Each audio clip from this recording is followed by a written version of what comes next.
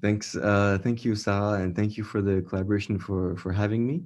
Indeed, I'm a second year PhD student. I will be defending my thesis in June next year, and my perspective of work is gamma ray bursts, in particular modeling.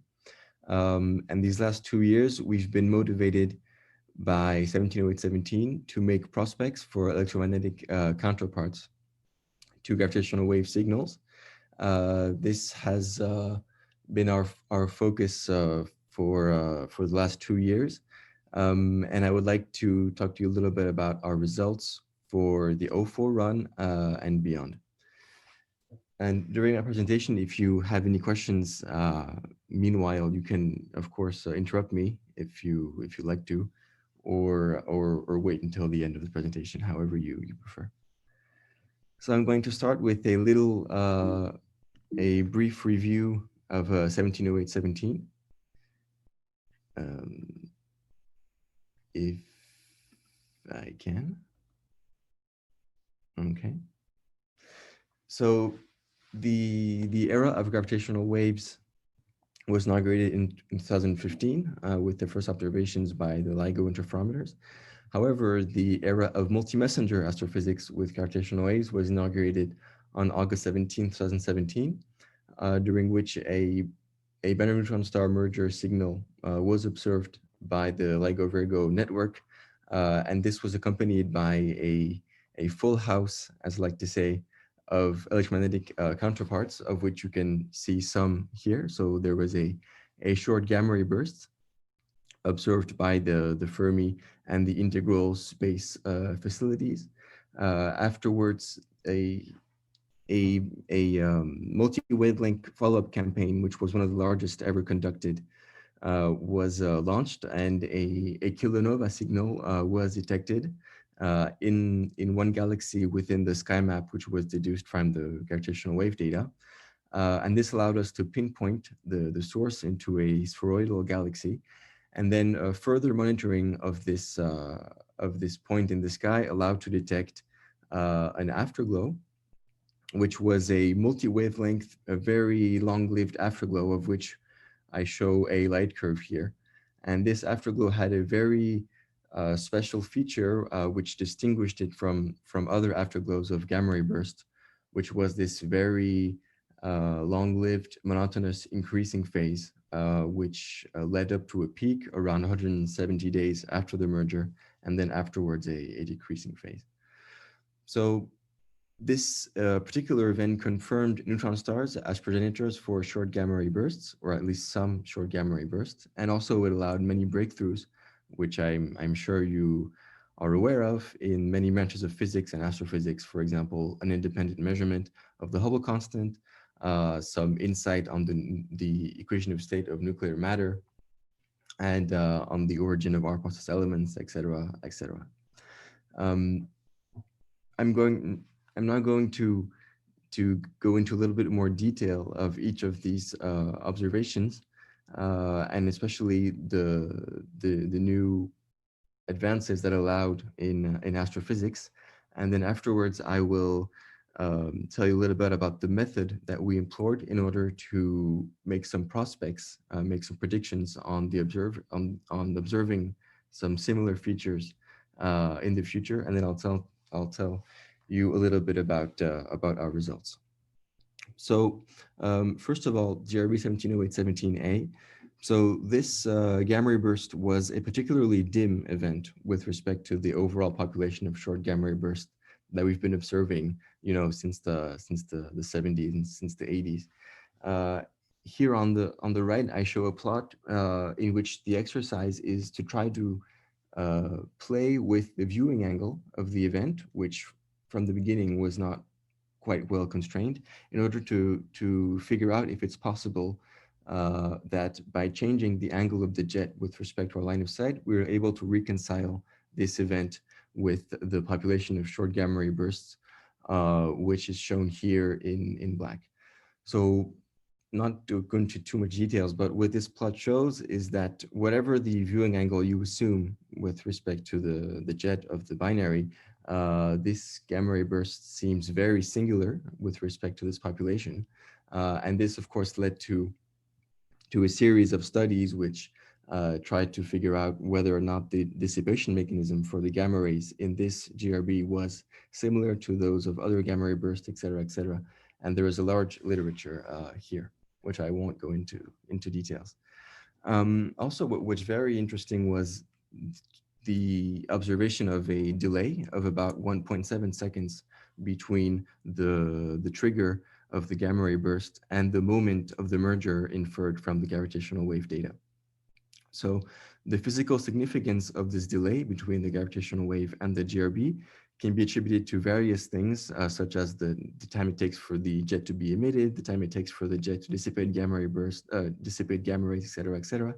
But even now, almost actually more than 3 years after this event, this is still a matter of debate. And of course, we lack further observation of similar events to help us on this question.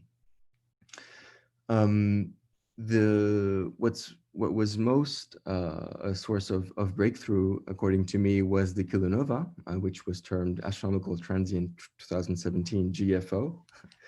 And the study of the multi-band light curve led to the conclusion that there were multiple components in the kilonova, and therefore possible multiple components in the ejecta from the event. This is a transient which is powered by radioactive heating, and this is in part seen when you study the spectra of this event at different moments, and you observe the continuous and regular cooling down of the transient from about a day all the way to the dimming of the event out of the observable band out to 25 or 30 days. So this, of course, is the signature of the nucleosynthesis of our process elements, which is, of course, very important. And I think that this kilonova is particularly important because for now, pinpointing the kilonova is the only access that we have to the source location and therefore to all the other counterparts, and most notably the afterglow, which I'll talk to you about. This could change with the advent of wide field of view X-ray or radio facilities, which could be able to detect the afterglow directly without having to detect the kilonova first. But in what concerns us for the O4 and the other runs of the second generation gravitational wave interferometers, the kilonova is essential to pinpoint the source and access the other counterparts. So the afterglow is an emission which is due to synchrotron dissipation in the forward shock once the ejecta has started to decelerate in the circummerger medium. Here on the left, I show the most up-to-date radio light curve of this afterglow. And as I said earlier, we have this very distinctive feature of a slowly increasing phase up to a peak after 170 days and then afterwards a decreasing phase. So this distinctive feature is due to a purely geometrical effect by which the jet we observe is seen off axis, and therefore the core of the jet, since it's relativistic, is beamed outside of our line of sight, and we have to wait for it to decelerate in order for its beaming cone to widen up in order for us to access this radiation.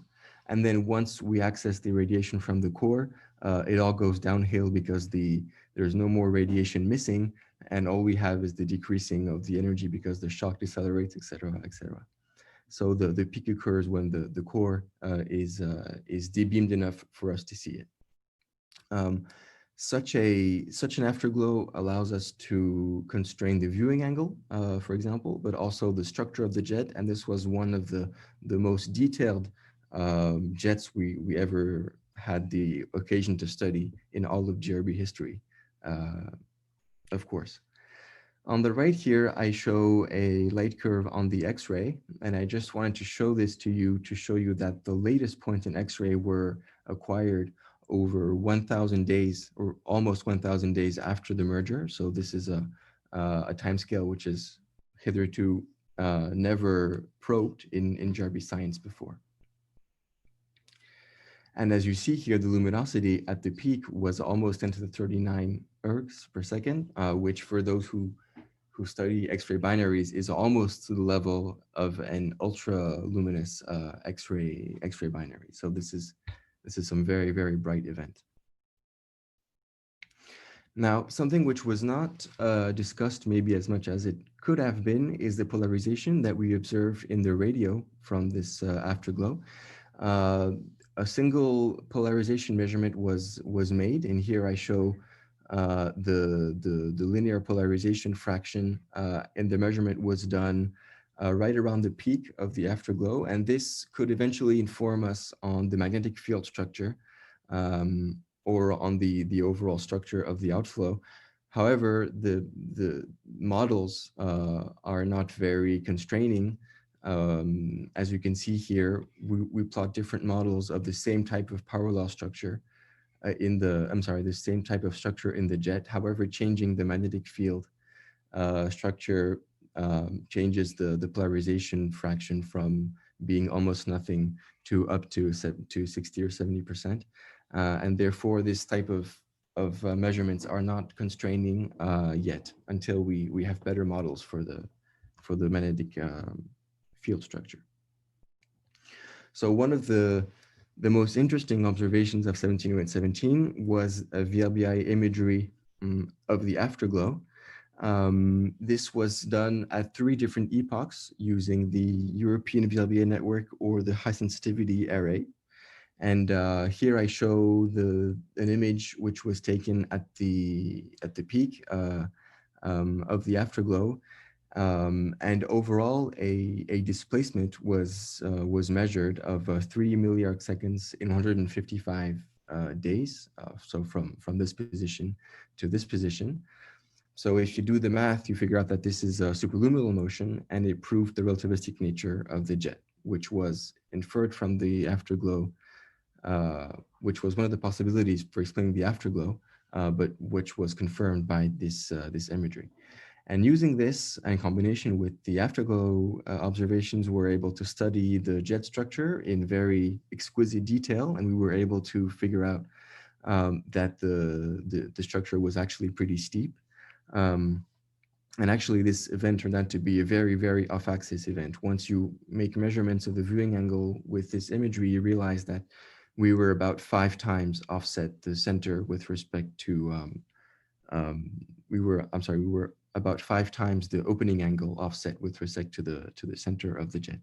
So this was the cherry on top of all of the other afterglow observations.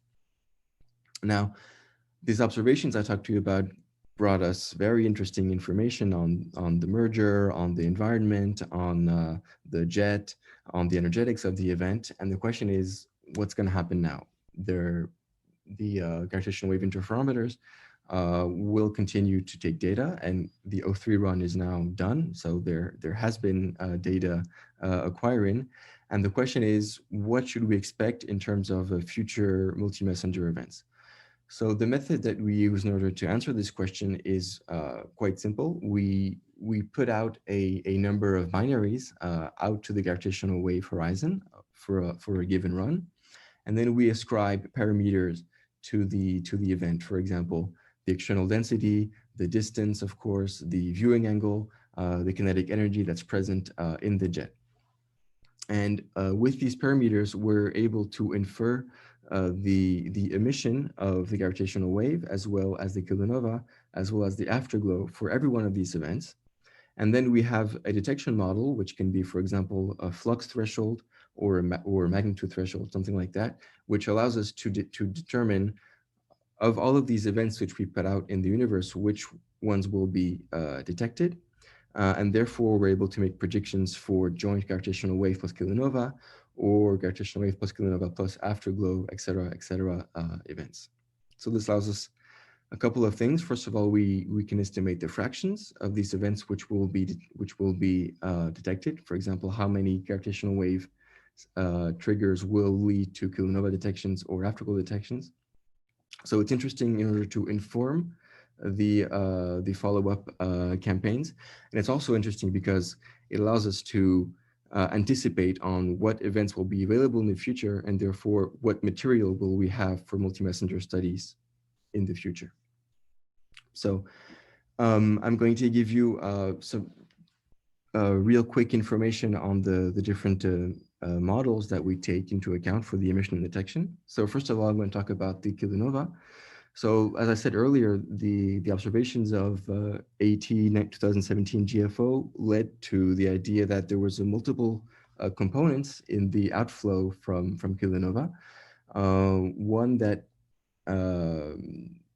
that has a rather lower opacity and therefore is lanthanide poor, and in which case the color that it takes is a rather blue. So this is thought to be linked to neutrino wind, which is ejected from the accretion disk around the massive neutron star, which is the product of the merger.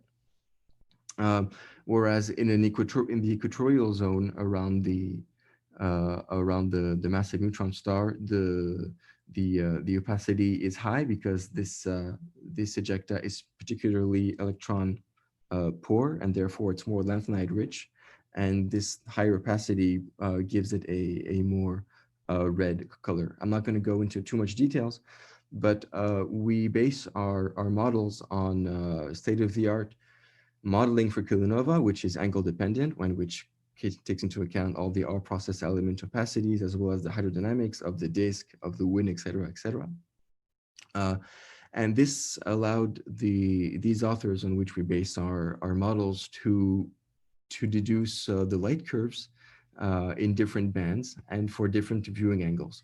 So on the left here, I show the G band, in the right, I show the K band, and you see that in the G band, the dependence on the angle is much stronger than in the K band.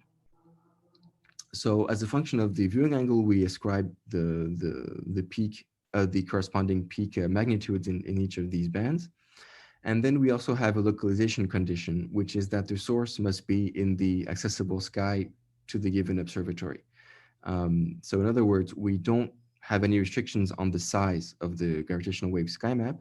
And we suppose that any given facility, if it has a large enough field of view, will be able to cover all the sky accessible to it in the 2 or 3 first nights. This performance was, I think, and we should discuss this maybe later, I think achieved, for example, for the ZTF facility, for example, in the follow-up of 1904-25, where they were able to map all of the sky in the southern hemisphere, northern hemisphere during the first nights. The limiting magnitude we took into account is 21 in both the R and the G band. And this is all I have to say for the kilonova emission and detecting modeling.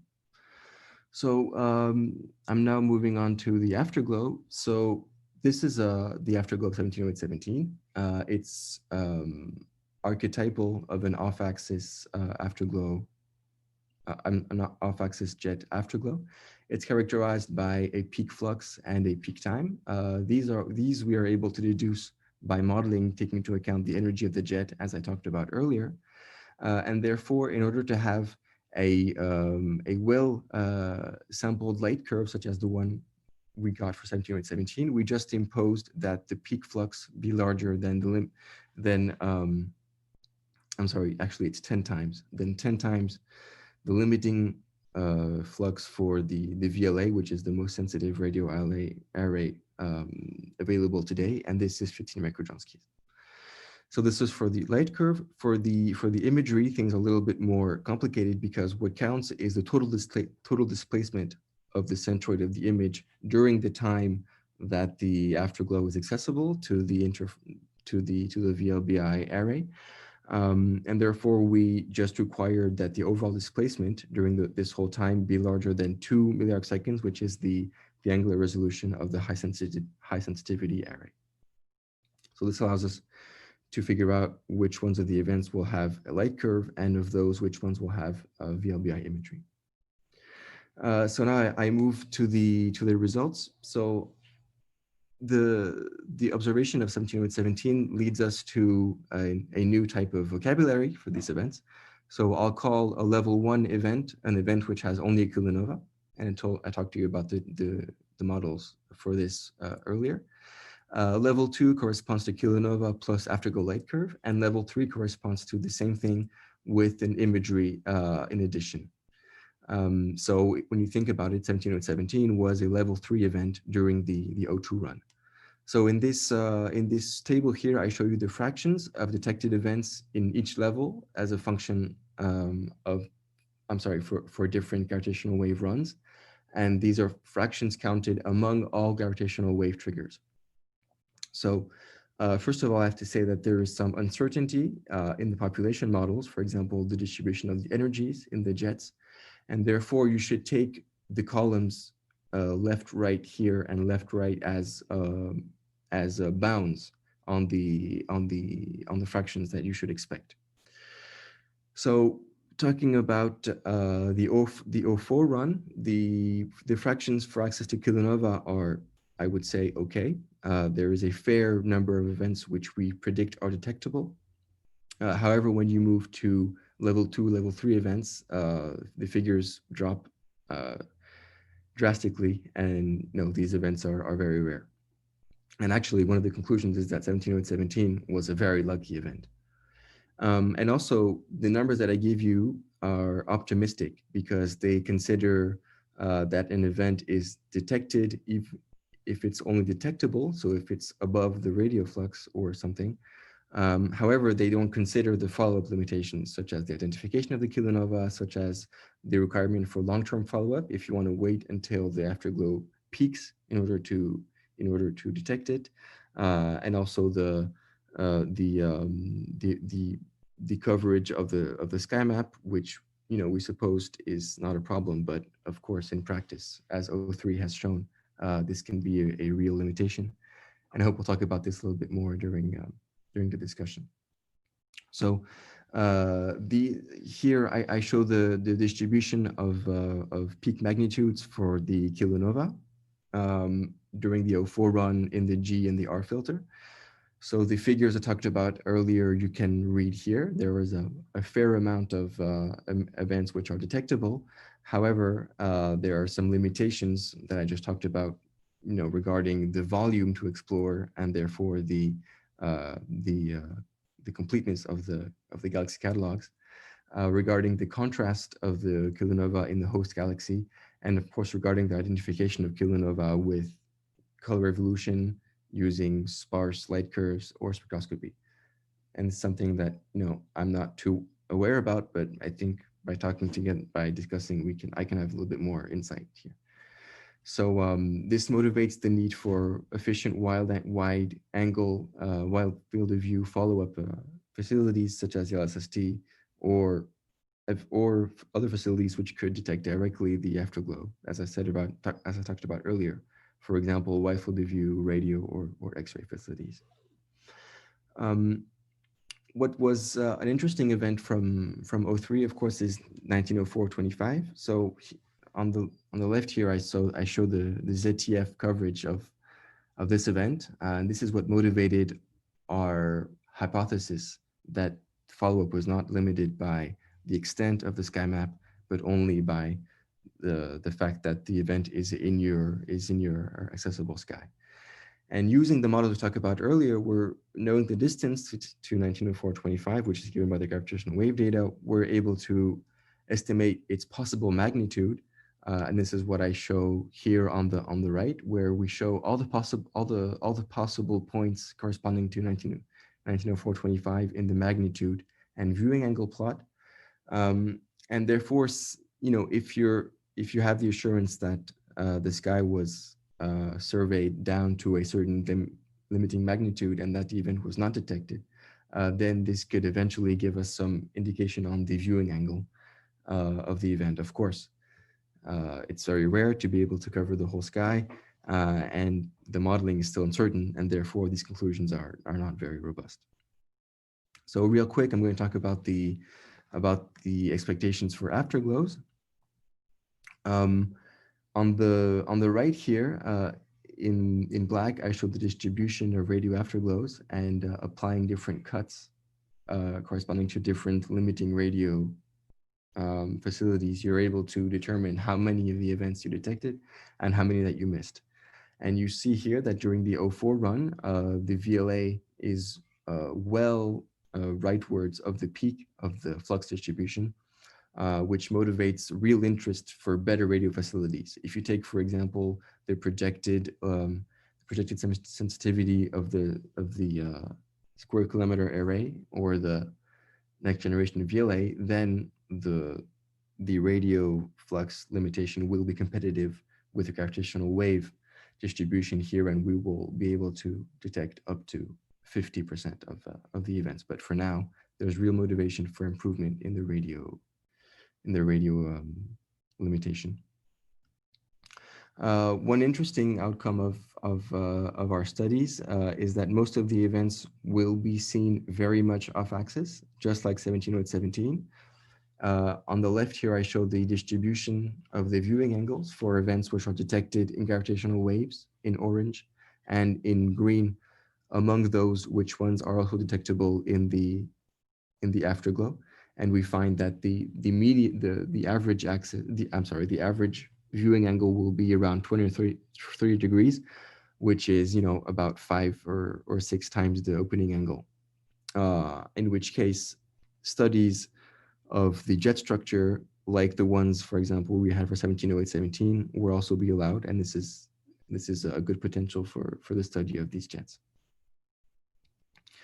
So this brings me to my conclusion. So gravitational waves opened up a new era for high energy studies, and this is full of promises to study progenitors, environments, jet structures, our process elements, etc., etc. The prospects for kilonova counterparts to gravitational waves are not bad. There are a fair number of events which are detectable, for example, for O4. The prospects for the other events are not great. However, each individual event is potentially very interesting for the studying of jet studies, of jet structure, for example.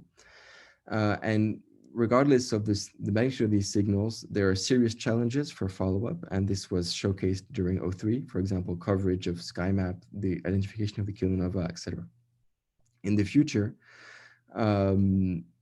we may wonder, what is the potential for kilonova standardization and use for cosmology, and in this case, maybe kilonovas can be detected per se, and not only as counterparts of gravitational waves, and therefore be used for cosmology. And also, will we ever be able to not be limited any longer by the follow-up challenges, and therefore we'll be able to probe a flux-limited sample of these events? And finally, if the kilonova is very challenging, can we circumvent it and therefore detect gravitational wave counterparts directly in the radio or in the X-ray? Can this be done, for example, with large field of view instruments? And right before I finish, I take the occasion to be in front of this audience of observers in order to ask some questions to you. The first one is, how hard is it to identify a kilonova through color evolution or spectrum? I mean, with respect to all the other myriad of transients that are out there. Second, is there really a potential problem regarding the contrast of a kilonova within a host galaxy? Is it harder to detect a kilonova in a host galaxy than one which is offset, for example, from a galaxy? Third, how coordinated are the searches globally? I know, of course, of the GCNs and other relay networks. However, what is done in the community in order for the sky to be as efficiently covered as possible? And the last question, in the case of Grandma, which is a very largely distributed network of telescopes with large field of views or small field of views with large limiting magnitudes or small limiting magnitudes, what is the limiting factor in this particular network for the follow-up of gravitational wave sources? And now it's your turn to talk, I think.